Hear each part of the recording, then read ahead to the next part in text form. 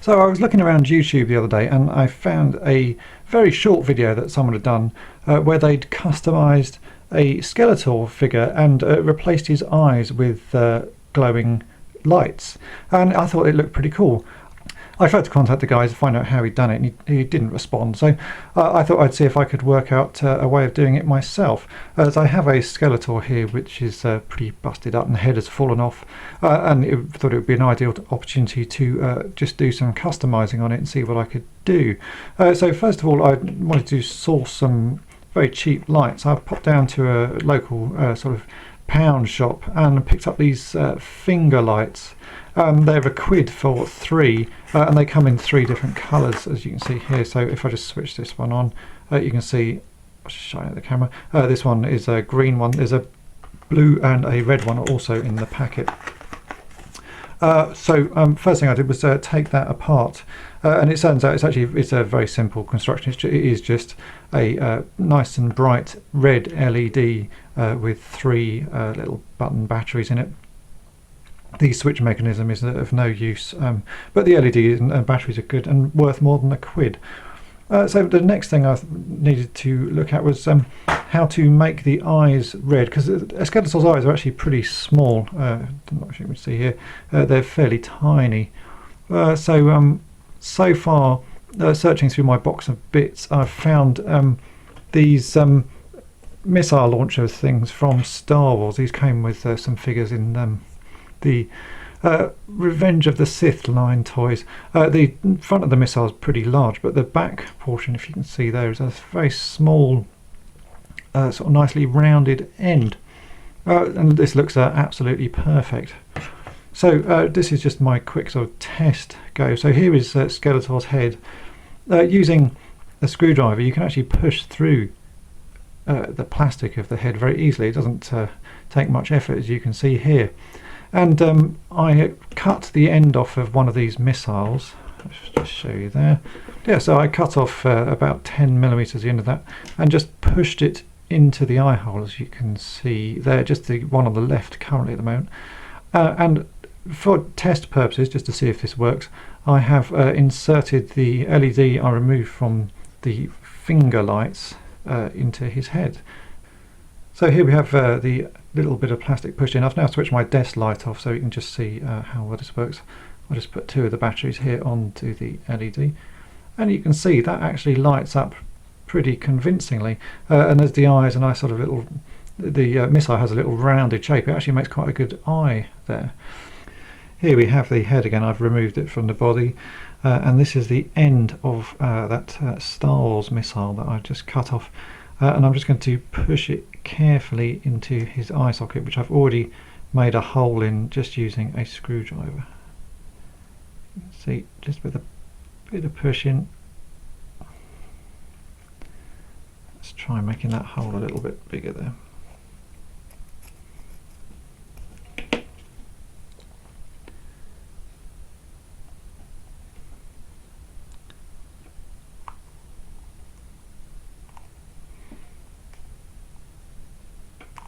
Go, that's got it. So I just need to push that in till it's about level.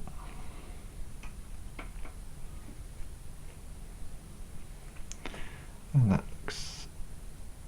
looks pretty even. Right, so next to work on the electronics and get the LED put inside.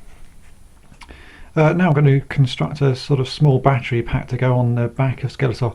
These little finger lights came in 3 types of plastic, as I showed you. So I'm going to use the blue one. I've already taken the light out of it, and it uses the LED legs to sort of create a switch on the top here. Obviously now I've taken the LED out, there's nothing for this switch to make contact with, so I'm just going to recreate something here using a few bits of wire, and then have a cable coming at the top which I can attach to the LED that I've placed in Skeletor's head. This is just a small bit of soldering job, so I'm just going to do that and then attach it onto the figure. Okay, so here is my completed modifications to the little battery box. I've had to actually recreate quite a lot of the sort of internal workings just using some cable here and sort of various amounts of solder to strengthen it because the legs of the LED were used. So here it is. If I switch it on like that and attach it to this LED, it's not quite sure which way around the wires go, but one way will light this like that. There you go. So that's now all ready for me to fit into the Skeletor figure. Obviously I will use the red LED, this is just for test purposes. So let's get attaching this to Skeletor. To attach the cabling, I think the first thing I need to do is actually drill a hole in the back of this guy so I can place a cable through. As you can see, if you look in the neck there, there's actually a sort of connecting piece, so I'm going to have to drill it fairly high. I've never done this before, so let's see what happens. Looks like I need to drill just sort of between his shoulder blades here. We'll see what happens. I'm imagining we should go through quite easily.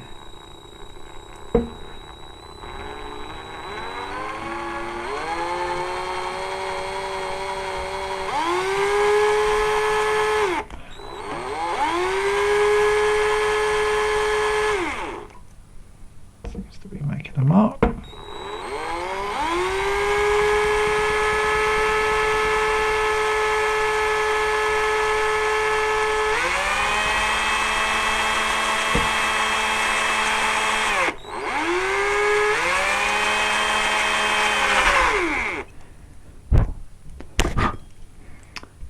And there we go, that looks pretty good. That's gone quite nice and neatly through.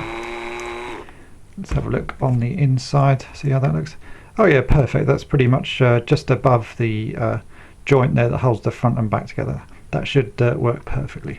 So now I can thread my cable through. I've left the cable pretty long at the moment as I don't really know how much I'm going to need, and it also makes it easier for sort of fiddling about with if it's a bit longer than necessary. If I just get some pliers, I can pull this cable through like so. There you go, that looks pretty good. So I'm reckoning that the battery pack can just sit on his back about here. Obviously he'll have his armour in place, and I can attach this to the back of his armour. It's neatly got a hole through it, so I can use that to attach it. So it looks like the cable's only going to need to be not much longer than about that. So that's pretty good. Let's mark that there. And we'll get the LED attached and then try putting them all back together. So here we have the finished sort of setup. I've pulled the cable through Skeletor's back, and I'm now I've put a bit of heat shrink on the cable as well, so that I can put some insulation over these bits when they're all inside him, so it doesn't short out. Now for the tricky bit, which is I've got to solder this LED onto the cable all while it's in situ on Skeletor here, which is going to be a little bit of a faff to do. So let's see how we get on.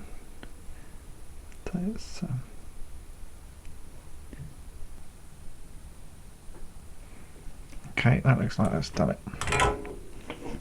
Not the neatest of solders there, but it'll do the job. Oh, as you can see, I've accidentally shrunk my heat shrink a little bit on that, so let's just check it works before I solder it up. There, red light's on. So first thing to do is get the light back inside the head. I don't want to push the light in too far because I have a feeling it will end up popping in completely, and I think it's better that it's just sort of sticking just on the edge of his neck. Even with the daylight and my light here, I think you should be able to see that his eyes are lighting up quite nicely, and when it's dark it actually lights up a lot brighter. So I think that's pretty good. I might just push it in just a tad more. Right, and now we can go about pulling these cables. I'm going to bend these cables into a sort of S shape.